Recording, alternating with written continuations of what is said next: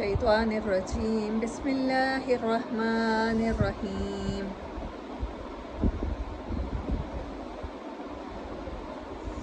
يسبح لله ما في السماوات وما في الأرض الملك القدوس العزيز الحكيم هو الذي بعث في الأميين رسولا منهم يتلو عليهم آياته ويزكيهم ويعلمهم الكتاب والحكمة وإن كانوا من قبل لفي ضلال مبين صدق اللہ العظیم اما بعد فاعوذ باللہ من الشیطان الرجیم بسم اللہ الرحمن الرحیم سورہ جمعہ 62 نمبر سورہ اور اس کی 11 آیات ہیں اور اس کا نازل ہونے کا زمانہ 7 ہجری ہے غالباً فتح خیبر کے موقع پر یا اس کے قریبی زمانے میں نازل ہوئی بخاری مسلم نسائی اور ترمذی میں یہی روایت ہے صلح حدیبیہ کے بعد اور فتح خیبر سے پہلے حضرت ابو ہریرہ رضی اللہ تعالیٰ عنہ ایمان لائے تھے۔ وہ کہتے ہیں کہ ہم آپ صلی اللہ علیہ وسلم کی خدمت میں بیٹھے تھے جب یہ آیات نازل ہوئی۔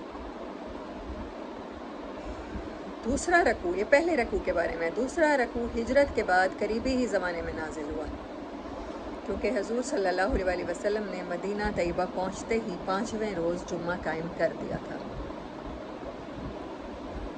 اعوذ باللہ من الشیطان الرجیم بسم اللہ الرحمن الرحیم سورہ جمعہ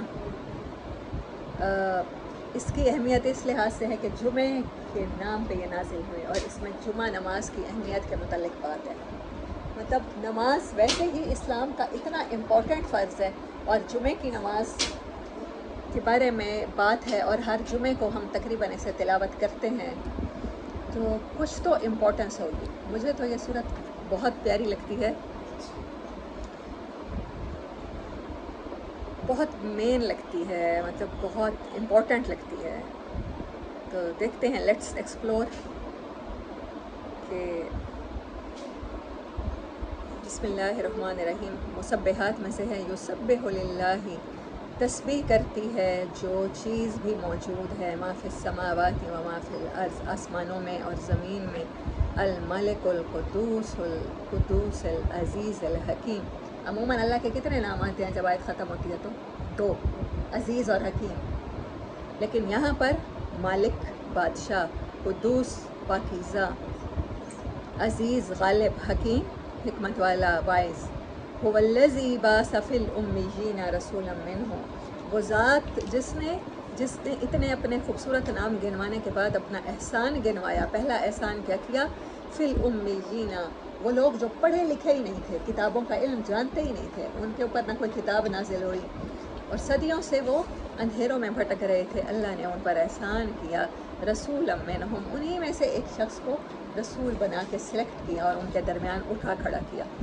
یتلو علیہم آیاتہ، وہ تلاوت کرتے ہیں ان کے اوپر آیات کی، ویزکیہم، اور وہ ان کو پاک کرتے ہیں، وَيُعَلِّمُهُمُ الْكِتَابَ، اور وہ ان کو کتاب کا علم دیتے ہیں، وَالْحِکْمَةَ، اور انہیں وزڈم سکھاتے ہیں، وَإِنْ كَانُوا مِنْ قَبْلُ، اور اس سے پہلے، اس کتاب کے آنے سے پہلے اور ایسے رسول صلی اللہ علیہ وسلم کے آنے سے پہلے انسانیت کہاں تھی؟ لفی ضلال مبین، بڑے ظالم قسم کے اندھیروں میں، گمراہیوں میں گم تھی۔ بس انہی آیات پر فوکس کر کے میں کچھ دیر دیکھوں گی کہ کتاب کس لیے اترتی ہے۔ ہم نے پہلے سورۃ بقرہ میں پڑھا، حضرت ابراہیم علیہ السلام نے جب اللہ کا گھر بنایا تو انہوں نے دعا کی تھی، اے میرے رب یہاں تیرا نام کون لے گا؟ یہاں تو ان کو حکم ہوا تھا کہ آپ اذان کے لیے آواز لگائیے، سورۃ جمعہ، اذان کے لیے آواز لگائیں گے تو انہوں نے کہا تھا یہاں میری آواز کون سنے تھا؟ اللہ نے کہا تھا آپ کا کام آواز لگانا ہے، لوگوں کو ہم لائیں گے۔ لیکن اس سے پہلے ایک کام کیا تھا حضرت ابراہیم اور حضرت اسماعیل نے، جب خانہ کعبہ کی دیواریں اٹھا رہے تھے، بنیادیں اٹھا رہے تھے، تو انہوں نے مانگا تھا کہ اللہ ان لوگوں تک ایک رسول ضرور بھیجنا جو انہیں تیری کتاب کی تعلیم دے۔ کتابیں کیا پہلے بھی آتی رہی ہیں؟ قرآن پہلی کتاب ہے، یہ بھی آتی رہی۔ اچھا، پہلے جن لوگوں کے پاس کتابیں آئی ہیں ان لوگوں نے کتاب کے ساتھ جو رویہ رکھا، کیا اللہ نے ہمیں بتایا ہماری کتاب میں اختلاف کیا، دین میں فرقے بازی کی، کتاب کے کچھ باتوں کو چھپایا، کچھ پہ عمل کیا۔ کچھ کو ذاتی مفاد کے لیے استعمال کیا، ٹکڑوں میں کتاب کے ساتھ سلوک کیا، اور پھر اس وجہ سے اللہ تعالیٰ نے انہیں دنیا کے منصب سے ہٹا دیا، کتاب کی ناقدری کرنے کی سزا دی، اور اب ہمارے پاس کتاب پہنچی ہے۔ تو اس کے مقاصد کیا ہیں؟ یتلو علیہم آیاتہ، ان پر آیات تلاوت کریں، ان پر پڑھیں۔ مطلب وہ کوئی ایلیمنٹ ہیں جن کے اوپر میل کچیل آ گئی ہے، وہ یزکیہم، آیات تلاوت ہوں گی تو وہ میل کچیل اتر جائے گی۔ کوئی زنگ ہے جو لگ گیا ہے، کوئی امپیورٹی ہے جو ہمارے اندر آ گئی ہے انسانوں کے اندر، وہ کتاب آئے گی جہاں سے وہ دھوئے گی، ہم صاف ہوتے چلے جائیں گے۔ یہ کوئی ایسا تعلق ہے۔ اتنی امیزنگ مجھے یہ آیات لگیں کہ آیات تلاوت ہوں گی، ان کے اوپر پڑھی جائیں گی۔ قرآن کا پڑھنا، اس کی تلاوت سننا اس لیے ضروری ہے۔ اور ابھی تک امت کو یا ہمیں یہ بات سمجھ نہیں آ رہی کہ قرآن کیوں ضروری ہے، یعنی نماز اور قرآن کو اللہ تعالیٰ نے جوڑا کیسے ہے۔ نماز نہیں ہم سیکھ سکتے جب تک ہم قرآن کا ایک پورشن میمورائز نہ کر لیں۔ سورۃ فاتحہ لازمی ہمیں ہر رکعت میں پڑھنی ہے، اس کے علاوہ ساتھ کچھ نہ کچھ قرآن کا حصہ جس کو ہم یاد کریں، جس کو اصل میں ہم یاد کرتے ہیں۔ اللہ کیا چاہتا ہے؟ جس کو ہم یاد رکھیں، جس کو ہم یاد رکھیں کہ اللہ کا یہ حکم آیا ہے، اس کو یاد رکھیں، اور اس کو یاد رکھنے کے لیے ہر نماز میں پڑھا کریں۔ یہ ہے آیات کو تلاوت کرنا۔ جب آیات اس طرح سے یاد رکھی جائیں گی اللہ کی، تو پھر کیا ہوگا؟ پھر صفائی ہوگی۔ صفائی کس کس چیز کی ہوتی ہے؟ میرے خیال میں انسان جو بھی چیز استعمال کرتا ہے اس کو صفائی کی ضرورت پڑتی ہے، ایسا ہی ہے۔ ہم کپڑے پہنتے ہیں تو 2-3 دن میں وہ میلے ہو جاتے ہیں، ان کو واشنگ مٹیریل کچھ اور ہوتا ہے، ایسا ہی ہوتا ہے۔ ہم تیزاب میں تو کپڑے نہیں دھوتے، دھوئیں تو کپڑے ہی پھٹ جائیں۔ انسانوں کی صفائی بھی ہم بات کرتے ہیں، پہلے ہم دیکھتے ہیں چیزوں کی صفائی۔ آج کل میں دیکھتی ہوں کورین اور رشین چائنیز چیزیں، وہ تو ان لوگوں نے اے سیوں کے کور بنا لیے ہیں، گاڑیوں کے کور بنا لیے ہیں، ایون اسٹیئرنگ کے، گاڑی کے مختلف پارٹس کے کور بنا لیے ہیں، گھر کی چیزوں کے کور بنا لیے ہیں۔ ہم لوگ اپنے صوفوں کو کوشش کرتے ہیں ان کے اوپر کور چڑھاتے ہیں، ہم لوگ اپنی گاڑیوں کو کوشش کراتے ہیں، ایسا ہے؟ کیوں کراتے ہیں؟ کس مقصد سے کراتے ہیں؟ ڈسٹ نہ پڑے، گندگی نہ پڑے، تاکہ وہ میلے ہوں ہی نہ کہ ان کی صفائی کرنی پڑے۔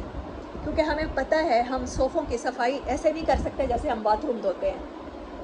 اچھا، فرش کی بھی صفائی کرتے ہیں۔ پہلے ہم بات کر رہے تھے ایلیمنٹس کی، مختلف مشینریاں ہیں، ایلیمنٹس ہیں، ان کی صفائی کے لیے تو ہم کوشش کرتے ہیں نازک چیزوں کو پہلے سے کور کر دیں تاکہ ان کو صفائی کی ضرورت نہ پڑے تو ہلکی سی ڈسٹنگ سے وہ ویسے نہیں نکو نکل آئیں۔ ایسے صوفوں کی کوشش اچھی کرا دیتے ہیں تو ہم ان کو سٹین سے بچانے کے لیے، داغوں سے بچانے کے لیے اس کے اوپر کور چڑھا دیتے ہیں مختلف چادروں کے، تاکہ جب مہمان آئیں ہمارے ڈرائنگ روم میں تو ہمارے صوفے کی کوشش نہیں لگے۔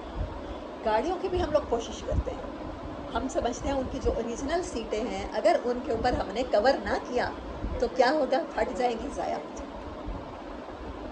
اچھا، کچھ چیزیں ہیں جو ہم بغیر ڈھکی چھوڑ دیتے ہیں، جن میں ایک باتھ روم ہے، تو وہاں جو بغیر ڈھکی ہم چیزیں چھوڑ دیتے ہیں، جب اس پہ سٹین لگتے ہیں تو پھر ہمیں کیا کرنا پڑتا ہے؟ تیزاب ڈال کے صفائی کرنی پڑتی ہے۔ اور گاڑیاں، آپ نے دیکھا ہوگا جو گاڑیاں دھوپ میں کھڑی ہوتی ہیں ان کے لیے بڑے پلاسٹک کے خوبصورت سے کور ہوتے ہیں، پوری گاڑی کو کور کیا جاتا ہے۔ کچھ لوگ کریزی ہوں تو وہ ملتان جیسے شہر میں اپنی گاڑی کو پورچ میں بھی ڈسٹ سے بچانے کے لیے کور کر دیتے ہیں۔ تو معلوم ہوا قیمتی چیزوں کو نقصان سے بچانے کے لیے کور کیا جاتا ہے۔ یہ کتاب بتاتی ہے کہ پردہ ہے مسلمان عورت کے لیے، ہاں، اس پہ وہ داغ نہ پڑے کہ پھر تیزاب ڈال کے دھونا پڑے، کیونکہ تیزاب ڈالنے سے تو وہ گل جائے گی نا۔ نبی صلی اللہ علیہ وسلم کیا فرما رہے ہیں؟ عورت بائیں پسلی سے پیدا کی گئی ہے، اس کو ایسے ہی رہنے دینا، سیدھا کرنے کی کوشش کرو گے تو ٹوٹ جائے گی۔ اس کو تیزاب، اس کے اوپر ایسے داغ لگیں جن کے لیے پھر تیزاب ضروری ہو اور اسے گلانا پڑے، تو اللہ کیا کہتا ہے سورۃ احزاب میں اور سورۃ نور میں؟ کیا کہتا ہے؟ اپنے آپ کو کور کر لو، جتنا کور کرو گے۔ آج ہم اے سی کو تو کور کریں کیونکہ بعد میں اس کی صفائی مسئلہ نہ بنے۔ آپ نے دیکھا ہوگا سردیوں میں بہت سے لوگ، اور بہت اچھا ہوتا ہے، اخباروں سے پنکھوں کو کور کر دیتے ہیں بعد میں، تاکہ جب گرمیاں آئیں تو پنکھا نیچے سے صاف ہو۔ اور قرآن کیا کہتا ہے؟ اللہ کوئی بھی، سب سے پہلے اس چیز کا یقین کر لیں، اللہ کوئی بھی حکم لاتا ہے تو وہ ہماری بہتری کے لیے لاتا ہے. اور قرآن کا، کتاب کا سب سے پہلا کام کیا ہے؟ صفائی کرے گی. صفائی کرے گی. صفائی کے لیے کیا ہے؟ پھر احکامات ہیں. پھر دل سے مال کی محبت کی صفائی کرنی ہے تو اس کے لیے قرآن کون سے احکامات لاتا ہے؟ مال خرچ کرو. زکوٰۃ کے احکامات لاتا ہے، پاکیزگی کے احکامات لاتا ہے. پھر اس کے ساتھ ساتھ ہمیں کہتا ہے اور صدقات دو، یتیموں کا خیال کرنا، مسکینوں کا خیال کرنا، خرچ میں رویوں کا خیال کرنا، پھر اس میں والدین کے ساتھ احسان کرنا. ایسے تو قرآن کا پہلا کام کیا ہے؟ صفائی. دلوں کی صفائی، ہمارے چہروں کی پاکیزگی، ان کو کور اپ رکھو.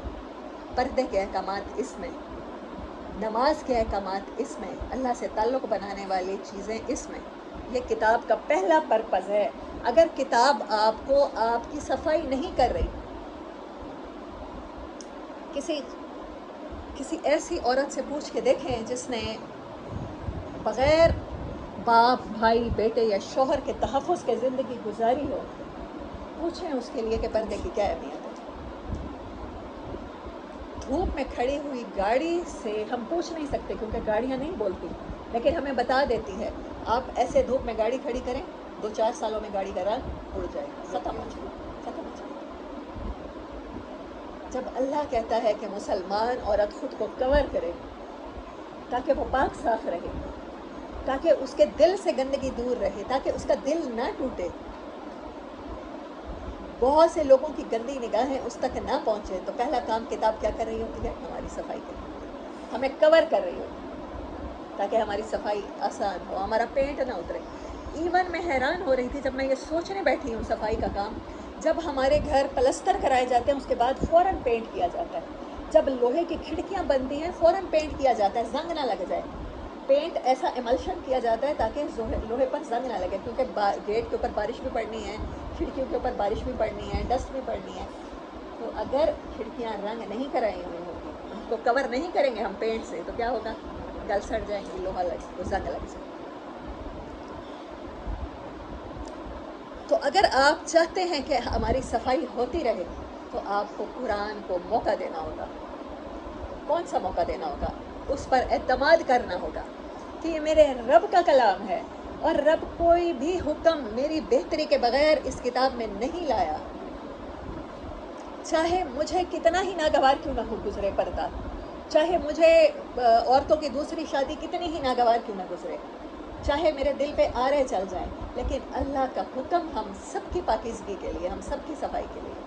کتاب نے اپنا کام کرنا ہے. پانی کا کام ہے میل کچیل کو دھونا، پانی کا کام ہے چیزوں کو واش کرنا، پانی کا کام ہے صفائی کرنا. اور یہ کتاب اوپر سے اترا ہوا بارش کا مقدس پانی ہے جو ہماری روحوں کی بیماریوں کو بھی دھوئے گا.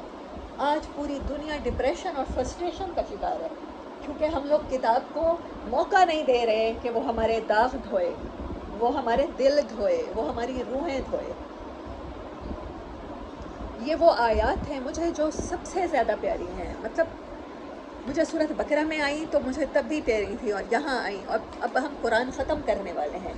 میں حیران ہوئی کہ اللہ پہلی ابتدائی صورتوں میں لاتا ہے. سورۃ بقرہ ابتدائی صورتوں میں ہے، اور یہ سورت جس سپارے میں، اس کے بعد 2 سپارے رہ گئے ہیں، 2 اور 2، اس کے بعد 2 سپارے، اور وہ دوسری صورت میں آئی ہے. اور پھر دیکھیں اللہ قرآن شروع کرتے ہوئے صفائی کی بات کرتا ہے اور قرآن ختم کرتے ہوئے پھر صفائی کی بات کرتا ہے. اور ہم اپنے گھروں میں صبح کی صفائی بھی کرتے ہیں اور عصر کے بعد کی صفائی بھی کرتے ہیں، اور چیزوں پہ اگر مٹی پڑ جائے، شیشے کی چیزوں پر، کرسٹل کی چیزوں پر، تو ہم لوگ اپنے ماسیوں کے سر پہ کھڑے ہو کے ڈسٹنگ کرواتے ہیں. تو خود کو کیوں نہ ایک موقع دیں کہ یہ کتاب ہماری بھی صفائی کرے. اللہ اکبر.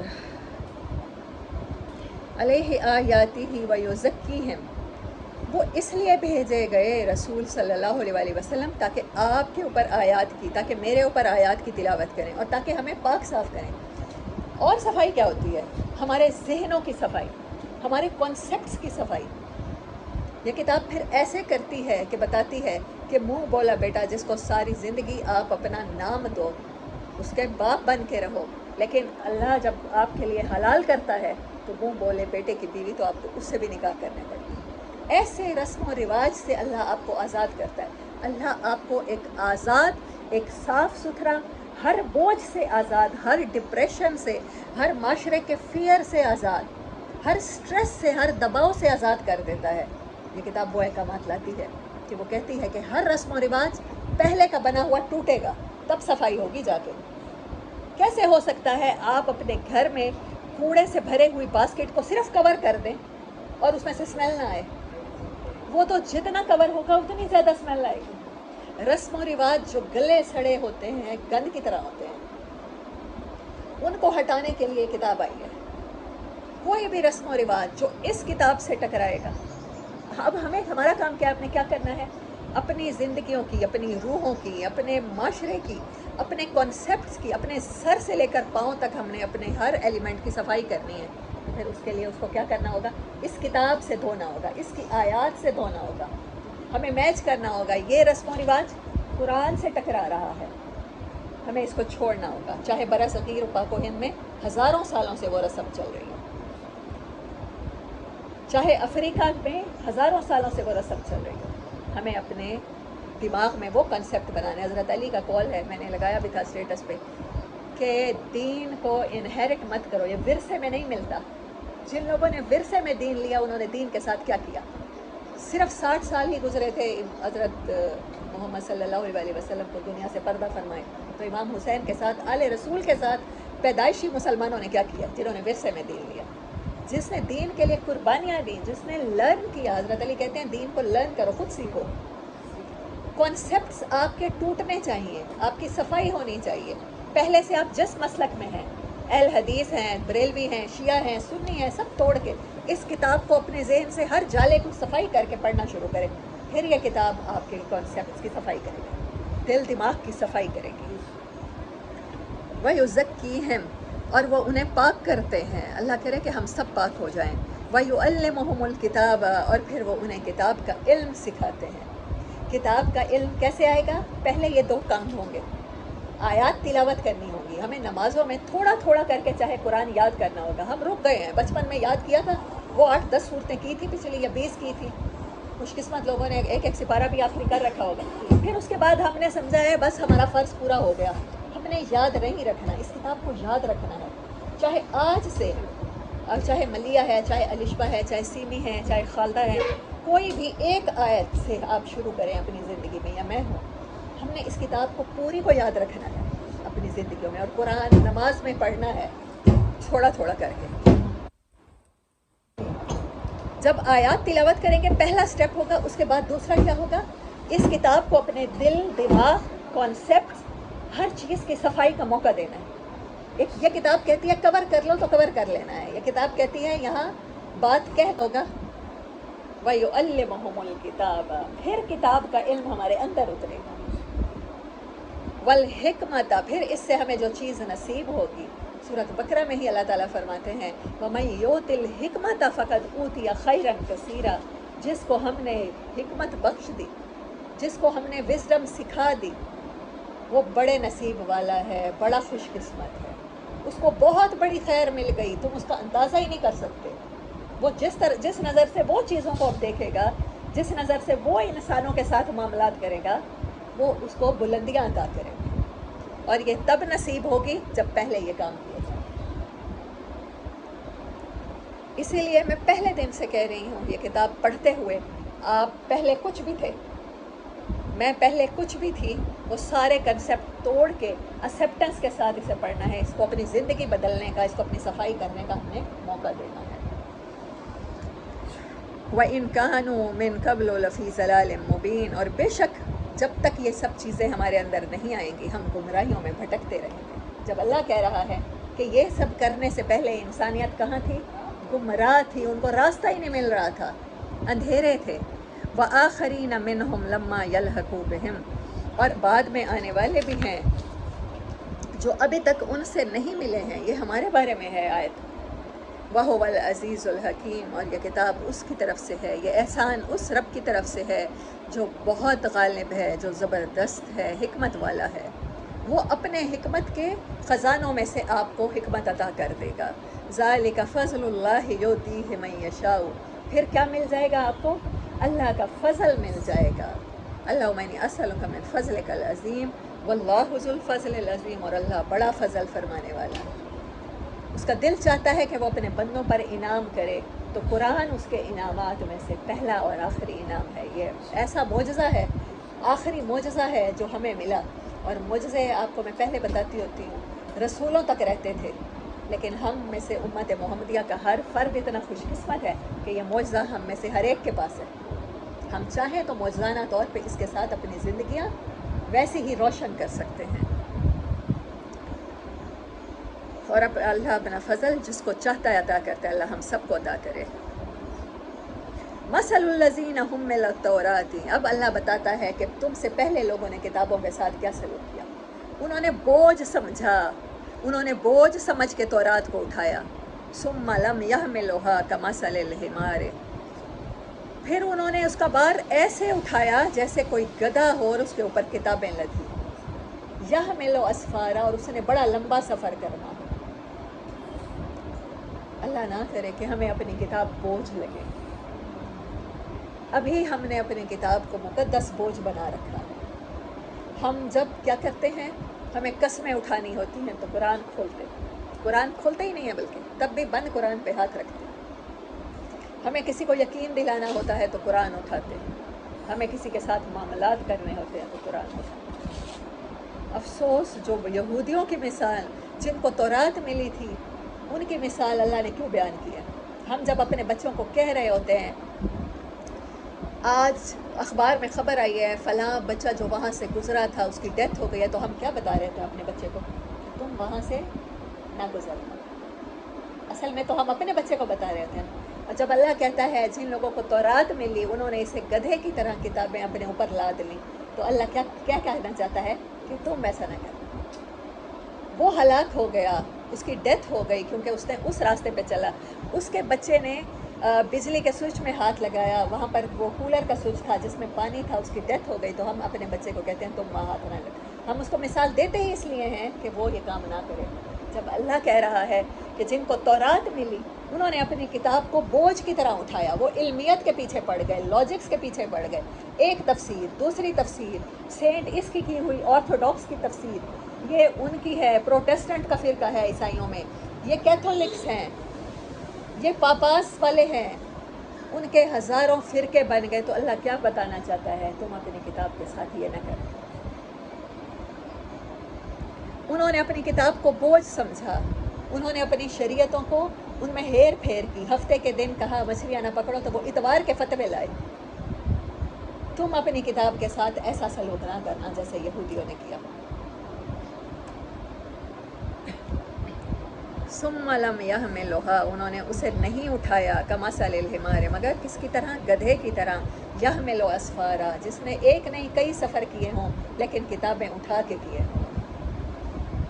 جب انہوں نے کتاب کے ساتھ اپنی پاکیزگی نہیں کی تو وہ کتابیں ان کے لیے بوجھ بن گئی۔ بئس مثل القوم الذین کذبوا بآیات اللہ، یہ بڑی بری مثال ہے جو اللہ نے تمہیں دی ہے اس قوم کی جنہوں نے کتاب کو جھٹلایا۔ کتاب کے ساتھ کتاب کو بوجھ بنانے کا سلوک یہ کیا ہے؟ یہ آیات کو جھٹلانا ہے۔ واللہ لا یہدی القوم الظالمین، جو لوگ اپنی کتاب کو بوجھ بنا لیتے ہیں اللہ ایسے لوگوں کو ہدایت عطا نہیں کیا کرتا، اور اللہ انہیں ظالموں میں کنسیڈر کرتا ہے۔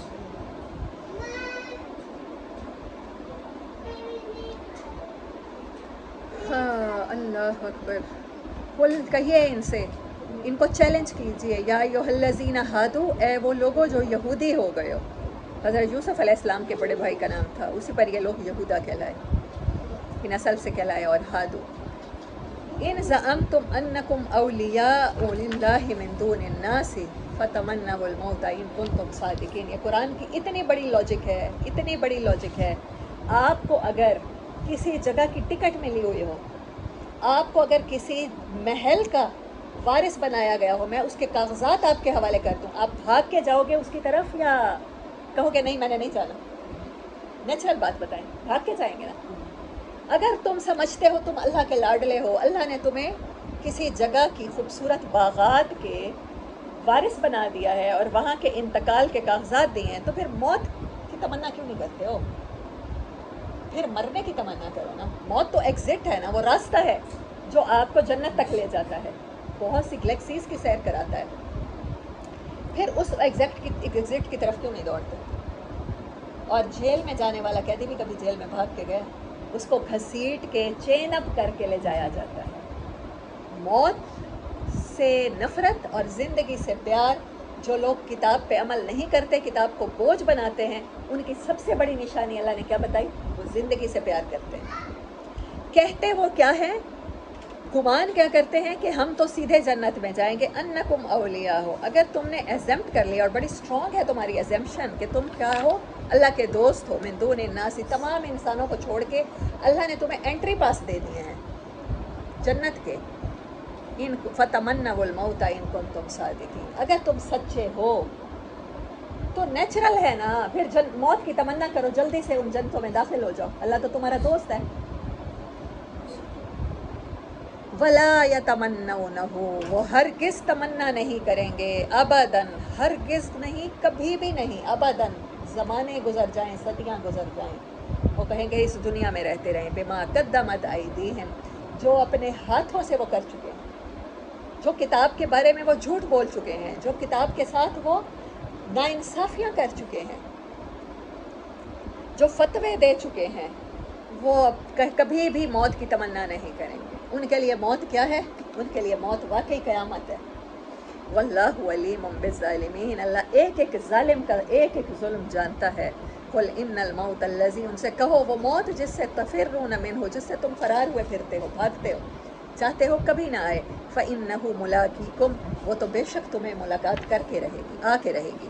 सुम्मा तुरद्दूना, फिर तुम लौटाए जाओगे, इला आलिमिल ग़ैबि वश्शहादति, उसके पास जो हर जगह मौजूद था, जहाँ तुम्हें उसकी प्रेजेंस फील हुई या ना हुई, वो हर जगह हाजिर था। जो जहान तुम्हें नज़र आ रहा था वो उसमें भी था, और जो जहान तुम्हें नज़र नहीं आ रहा था वो उसमें भी था। फ़युनब्बिउकुम, तो वो तुम्हें ख़बर कर देगा, वो तुम्हें बता देगा, बिमा कुंतुम तामलून, जो तुम करके आए हो गया अमाल। अल्लाहुम्मा हासिबना हिसाबन यसीरा। हाँ, ये पहला रकू है जो बाद में नाजिल हुआ। या अय्युहल्लज़ीना आमनू, अच्छा यहाँ पर थोड़ी देर रुक जाते हैं। मौत का खौफ और ज़िंदगी से मोहब्बत फ़ैसला करती है कि आप किताब के साथ सच्चे हैं या झूठे। अगर तो हमारी उम्मत में ज़िंदा रहने की ख्वाहिश नहीं है, उन्हें पता है कि उनके अमाल अच्छे हैं, तो वो मौत की तमन्ना करेंगे। आज ये क्वेश्चन अल्लाह ने सिर्फ यहूदियों से नहीं किया, मैं आप सबसे करती हूँ। क्या हम मौत की तमन्ना रखते हैं? नहीं रखते, हमने तैयारी नहीं की। और सूरह जुमा को जुमा क्यों कहा जाता है? जुमे के रोज़ क्यों पढ़ते हैं? क़यामत किस दिन आएगी? कौन सा दिन होगा? जुमा। जुमा जमा से है, जिस दिन सब जमा होंगे। ये दिन इस्लाम में इबादतें, जुमे को क्या होती है? इज्तिमाई इबादत, मस्जिद में खड़े होके। हज में क्या होता है? सबसे ज़्यादा लोग साल में एक बार इकट्ठे होते हैं, इससे ज़्यादा इज्तिमाइयत। और क़यामत के दिन सारे ज़मानों के इंसान इकट्ठे होके अल्लाह के आगे हाजिर होंगे। जुमा हमें याद दिलाता है कि कोई एक जुमा ऐसा भी आएगा जब हम सब अपने अमाल के लिए अल्लाह के आगे जवाब दें, खड़े होंगे। अल्लाह उस दिन की रुसवाई से बचाए, अल्लाह उस दिन हमें अर्श का साया नसीब करे। लेकिन उस दिन अमान मिलेगी उसे जो अपनी किताब के साथ ये काम करेगा। Let make your book purify your self, अपनी किताब को मौका दीजिए अपने आप को पाक साफ करने। अल्लाह के अहकामात पर वैसे ही यकीन कीजिए। ईमान सिर्फ़ और सिर्फ यकीन का नाम है। मैं आपको एक बात बताऊं, सहाबा बिल्कुल हमारे जैसे लोग थे, जिनके लेजेंड्स हम सुनते हैं कि वो इबादत ऐसी करते थे, वो इतने रकू पढ़ते थे, वो इतने सूरतें पढ़ते थे एक एक रकत में। सुपर नेचुरल नहीं थे, वो बिल्कुल हमारे जैसे थे। उन्हें गुस्सा आता था, उनके आपस में झगड़े होते थे, उनकी आपस में लड़ाइयाँ होती थी, बुग़्ज़ तक हो जाता था, नफ़रतें थीं, अदावतें थीं, गुनाह थे, हर गुनाह उनसे हो जाता था। लेकिन वो क्या करते थे? वो किताब को मौका देते थे ख़ुद को प्योरीफाई कर, वो पलट आते थे। बस यही ताल्लुक़ हमें नसीब हो जाए, अल्लाह करे।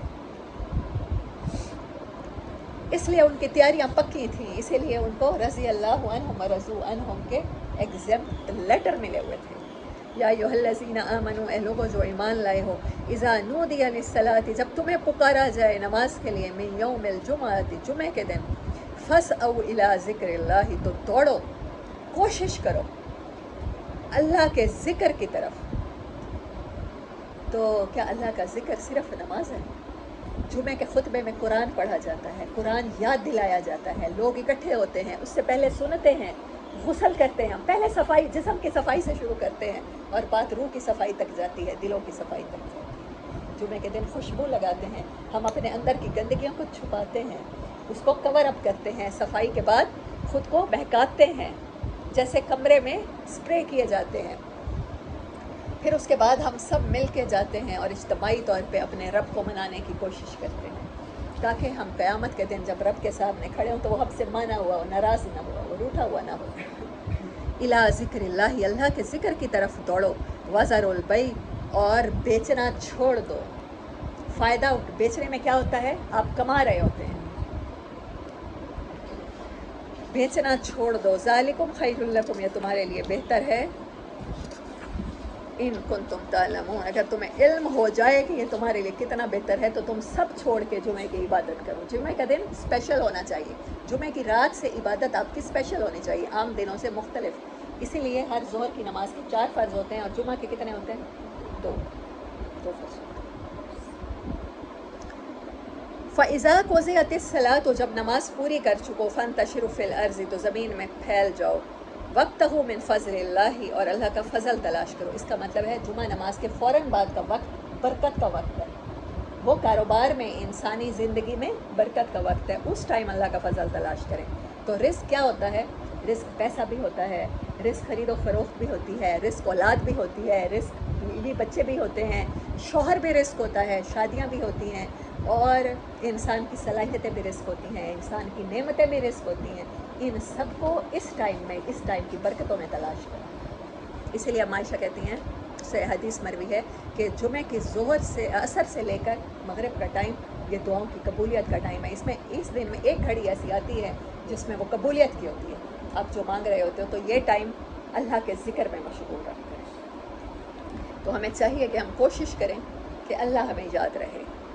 وَاذْكُرُوا اللَّهَ، اور اللہ کو یاد کرو، کثیر اللہ، اللہ کو بہت زیادہ یاد کرو، تاکہ تم کیا ہو جاؤ؟ لعلکم تفلحون، تاکہ تم کامیاب ہو جاؤ۔ اللہ ہمیں کامیاب لوگوں میں کرے۔ وَإِذَا رَأَوْا تِجَارَةً، اور جب انہوں نے دیکھا تجارت کو، أَوْ لَهْوًا انفضوا إِلَيْهَا، یا انسانوں نے کوئی لہو کام دیکھا تو وہ اس کی طرف لپک گئے۔ وَتَرَكُوكَ قَائِمًا، انہوں نے کھڑا رہنا چھوڑ دیا، اللہ کے لیے کھڑا ہونا چھوڑ دیا۔ قُلْ مَا عِنْدَ اللَّهِ، ان سے کہو اللہ کے پاس بہتر ہے، من اللہو ومن التجارہ، تجارت کا تو چلو فائدہ ہے، اللہ کہہ رہا ہے اس سے بھی بہتر ہے اللہ کا ذکر، تجارت سے بھی۔ اور لہو تو وہ کام ہوتا ہے، آج کا لہو کیا ہے؟ ہم بہت سارا ٹائم کیا موبائل پہ، بچے ہیں تو موبائل پہ گیم دیکھیں گے، خواتین ہیں تو فیشن دیکھیں گی، ڈیزائننگ دیکھیں گی، کپڑوں کے کچھ ایسے بوتیک وغیرہ کے ڈیزائن دیکھیں گی۔ مرد ہے تو وہ کیا دیکھے گا؟ کاروبار بڑھانے کے مختلف پیجز دیکھے گا، بزنس کے جو مختلف انٹرپرنور ہیں ان کے لیکچر سن لے گا، یا پھر کوئی اس سے بھی زیادہ برے چیزیں ہیں جو نیٹ پہ دیکھی جا سکتی ہیں۔ تو آج کا لہو بہت خطرناک قسم کا لہو ہے، ہماری زندگیوں کو تاریک کر دینے والا لہو ہے۔ اور تجارت اللہ کہتا ہے جو اللہ کے پاس ہے وہ اس سے بہتر ہے، واللہ خیر الرازقین، اور یہ سب چیزیں رزق ہوتی ہیں اور اللہ بہترین رزق دینے والا ہے۔ وآخر دعوانا ان الحمد للہ رب العالمین۔